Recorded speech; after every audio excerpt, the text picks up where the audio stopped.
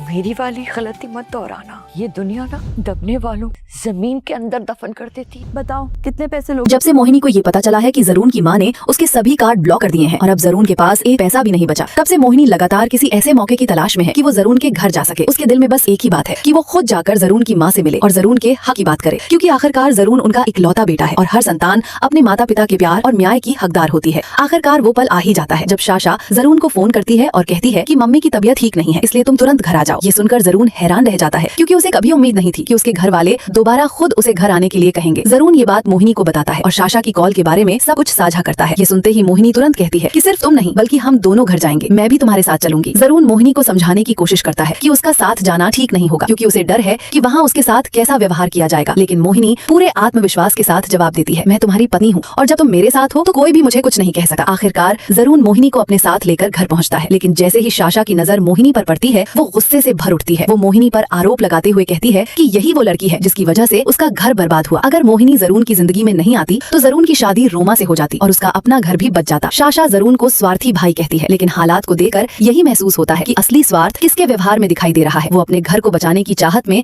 अपने ही भाई की जिंदगी और उसकी खुशियों की कुर्बानी देना चाहती है। वो अपनी शादी बचाने के लिए हर हाल में जरून की शादी रोमा से करवाना चाहती है, चाहे इसके लिए उसे जरून की इच्छा और उसकी वैवाहिक जिंदगी को ही क्यों न नजरअंदाज करना पड़े। इंसान जब सिर्फ अपने फायदे के बारे में सोचता है तो अक्सर अपने ही रिश्तों को नुकसान पहुंचा देता है और ऐसी स्वार्थपरता का अंजाम कभी अच्छा नहीं होता। अपनी राय कमेंट्स में जरूर बताइए।